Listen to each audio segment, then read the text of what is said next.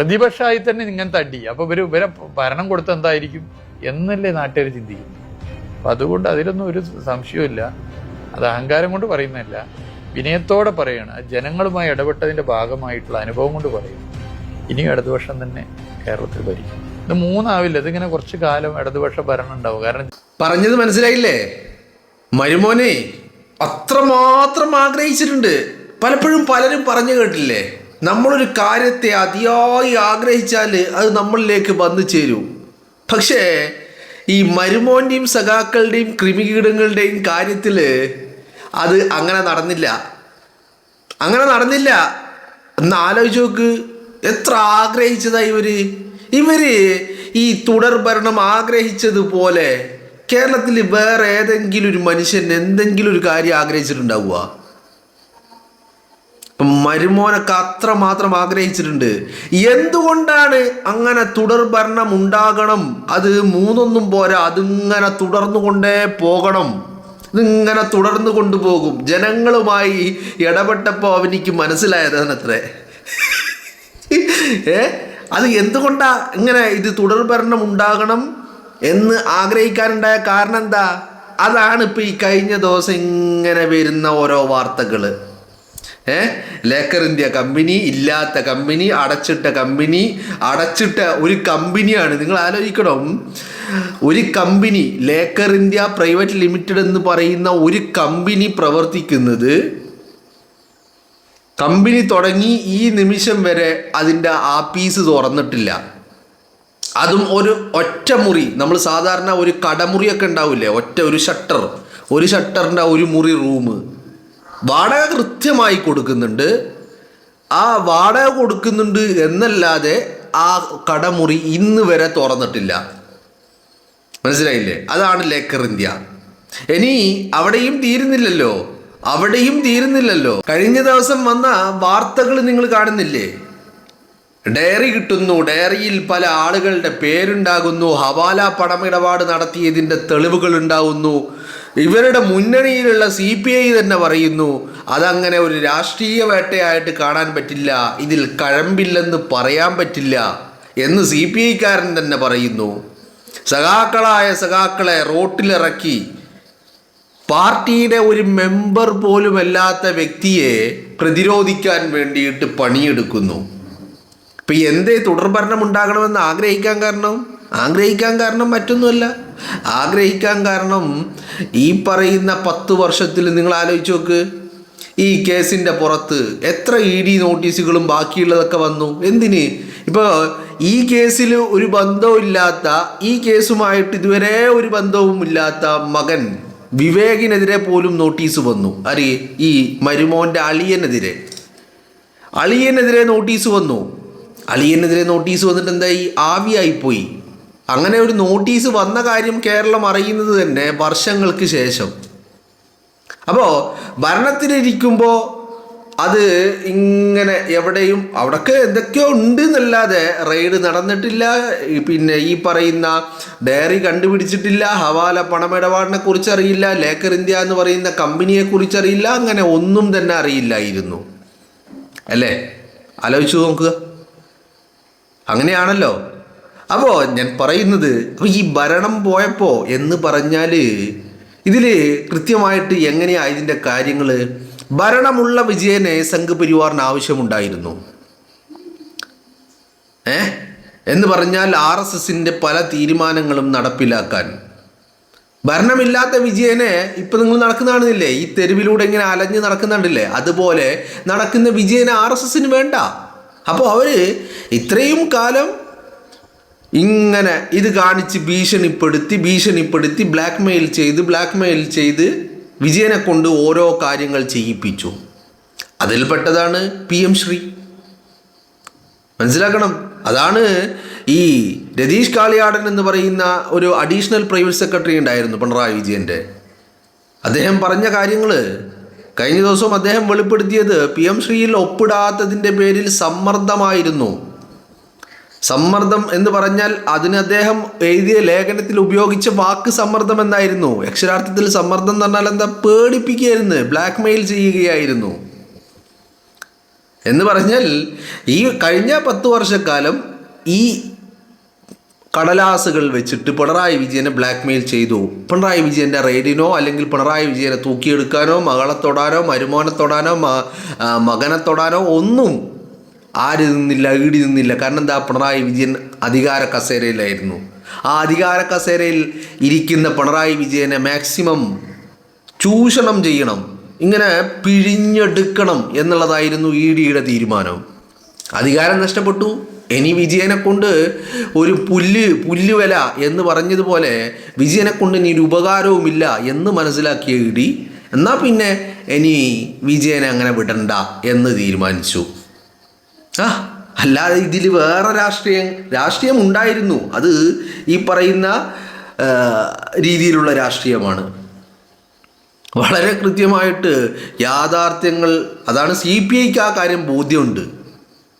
ഇനി ഒന്നാമത്തെ കാര്യം, ഇത് റിയാസ് ഇത്രമാത്രം ആഗ്രഹിക്കണേ കാരണം എന്താ, എന്നാൽ റിയാസിനെ റിയാസാക്കിയത് വിജയനാ. റിയാസിന് ഇത് ഒരു എന്താ പറയേണ്ടത്, പാർട്ടി പ്രവർത്തനമോ അല്ലെങ്കിൽ മറ്റുള്ളതൊന്നുമില്ല. റിയാസിന് വളരെ കൃത്യമായിട്ട് നിങ്ങൾ നോക്ക്, റിയാസ് ഇപ്പോൾ മുഖ്യധാരയിൽ റിയാസ് സമരങ്ങൾക്കൊന്നുമില്ല, റിയാസ് എല്ലാത്തിൽ നിന്നും മാറി നിൽക്കുന്നു. റിയാസ് സഖാവാണ്.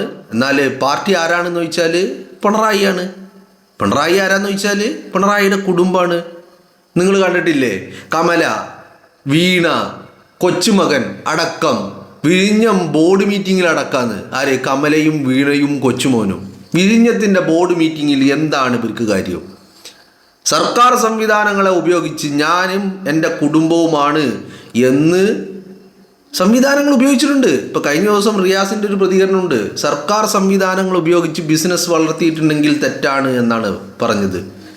ഉപയോഗിച്ചിട്ടുണ്ട് എന്നുള്ളതിന് തെളിവാണ് ഈ സർക്കാർ സംവിധാനങ്ങളിലൊക്കെ ഒരു റോളുമില്ലാത്ത കൊച്ചുമകനെ അടക്കം കൊണ്ടുവന്നിരുത്തിയത്. കാരണം എന്താ, അതൊരു മെസ്സേജ് നൽകല.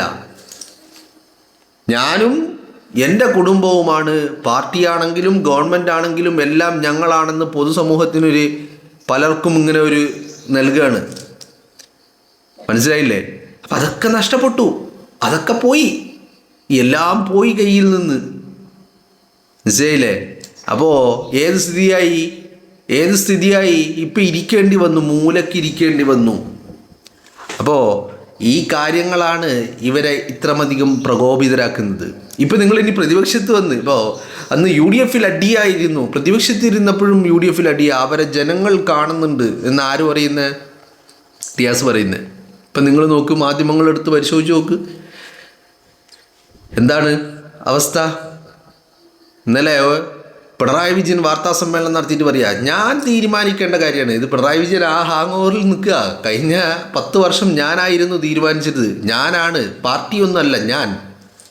ഇപ്പോൾ പ്രതിപക്ഷ നേതാവിൻ്റെ കസേരയിലും ഞാൻ ഇരിക്കുന്നു, ഞാൻ തീരുമാനിക്കും പ്രതിപക്ഷ ഉപനേതാവിനെ. CPI പറയുന്നു ചെറ്റത്തരം കാണിക്കരുത് എന്ന്. അപ്പോൾ ഇപ്പുറത്തുനിന്ന് ശിവൻകുട്ടിക്ക് പ്രശ്നം ഉണ്ടാകുന്നു. ശിവൻകുട്ടി പറയുന്നു CPI ആണ് എല്ലാം കുഴപ്പക്കാർ. മറ്റൊരുത്തിന് മോഹനുണ്ട്. ആ മോഹനം പറയാണ്, എടോ CPIക്കാരാ, നിങ്ങൾ തനിച്ച് മത്സരിച്ചാൽ 5000 വോട്ടെങ്കിലും നിങ്ങൾക്ക് കിട്ടുമോ എന്ന് ചോദിക്കുക. ഈ 5000 വോട്ടിൻ്റെ കാര്യം പല ഘട്ടങ്ങളിൽ പലരും പറഞ്ഞിട്ടില്ല. മുമ്പ് EP ജയരാജനും പറഞ്ഞിട്ടുള്ളതാണ് ഇതേ കാര്യം. എന്തുകൊണ്ടാണ് ഈ CPIന് ഇവർക്കൊരു വിലയില്ലാത്തത്? നിങ്ങളൊന്ന് ആലോചിച്ച് നോക്ക്. CPI ക്യാബിനറ്റിലുണ്ടായി.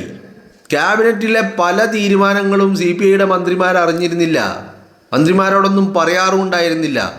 പിണറായി വിജയൻ തീരുമാനമെടുക്കും, ഒപ്പുവെക്കും. ഇങ്ങനെയായിരുന്നു. ആ കൂട്ടത്തിൽപ്പെട്ടതാണ് PM ശ്രീ 1. PM ശ്രീ മാത്രമല്ല, PM ശ്രീ ഒരൊറ്റ ഉദാഹരണം മാത്രമാണ്, നമ്മൾ അറിഞ്ഞ ഒരു ഉദാഹരണം മാത്രമാണ്.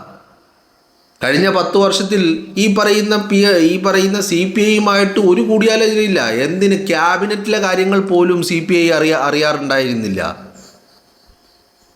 എല്ലാം പിണറായി വിജയനിലേക്ക് ചുരുങ്ങിയിരിക്കുന്നു. അപ്പം ഞാൻ പറഞ്ഞു വരുന്നത്, ഇപ്പോൾ ആ ഒരു ആകെ 2 കസേരയുള്ളത്, ഒന്ന് പ്രതിപക്ഷ നേതാവും ഒന്ന് പ്രതിപക്ഷ ഉപനേതാവും.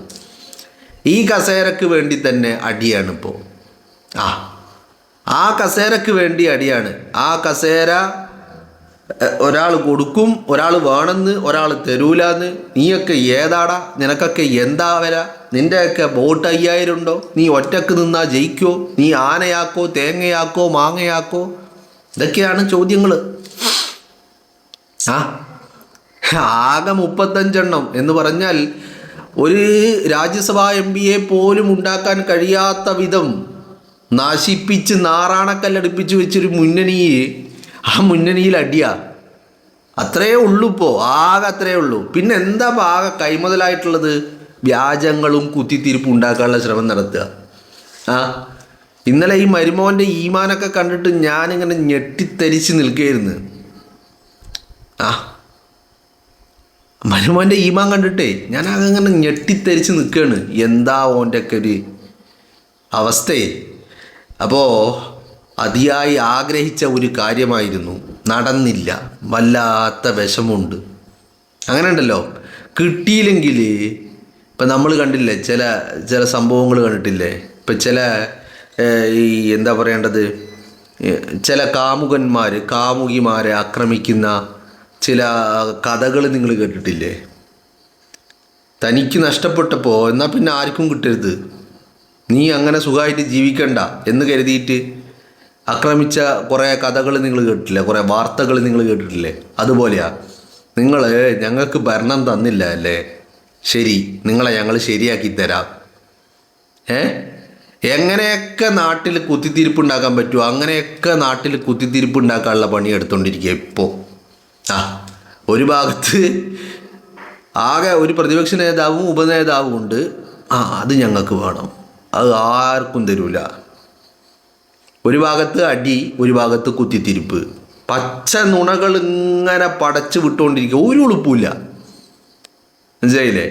ഉളുപ്പ് പോയിട്ട് ഒരു ഇച്ചിരി മാന്യത, അങ്ങനെ ഉണ്ടല്ലോ, നുണ പറയാൻ, പച്ചക്ക് നുണ പറയാൻ ഒരു മാന്യത ഉണ്ടാവുമല്ലോ, അതുമില്ലെന്ന്. അതാണ് ഇപ്പോഴത്തെ അവസ്ഥ എന്ന് പറയുന്നത്. വെറുതെയല്ല ഇത്രയധികം ഒരു മൂലം കടച്ചിൽ നമ്മൾ നാടൻ ഭാഷയിൽ പറയും. ആ മൂലം കടച്ചിലിൻ്റെ കാരണം എന്താ? കാരണം ഭരണം പോയി. അടിച്ചിറക്കിയിട്ട് 100 ദിവസം പിന്നിട്ടു. വല്ലാത്ത ബുദ്ധിമുട്ടില്ല. പച്ച നുണകൾ എന്തൊക്കെ തരത്തിലാണ്. ഇപ്പം ഈ ഓണക്കാലത്ത് വന്ന പല കാര്യങ്ങളും ഞാൻ കണ്ടിട്ട് ഞാൻ ഇന്നലെ അതുമായി ബന്ധപ്പെട്ട് പറഞ്ഞതാണ് നിങ്ങളോട്. സഖാക്കൾ ഇങ്ങനെ പല വാർത്തകളും പ്രചരിപ്പിക്കുക. അതിലേറ്റവും ഓണക്കാലത്ത് ഈ പറയുന്ന സപ്ലൈകോയുമായി ബന്ധപ്പെട്ട വാർത്തകളാണ്. ആ വാർത്തകളൊക്കെ കേരളത്തിലെ മാധ്യമങ്ങൾ 2023 നൽകിയ പല വാർത്തകൾ, 2024 സാധനമില്ലാതെ വന്ന വാർത്തകൾ, 2025 വിലക്കയറ്റത്തെക്കുറിച്ചുള്ള വാർത്തകൾ, ഈ വാർത്തകളൊക്കെ എടുത്തു കൊണ്ടുവന്ന് ഇതൊക്കെ ഇപ്പം നടക്കുന്നതാണ് എന്നും പറഞ്ഞ് പ്രചരിപ്പിച്ചുകൊണ്ടിരിക്കുക.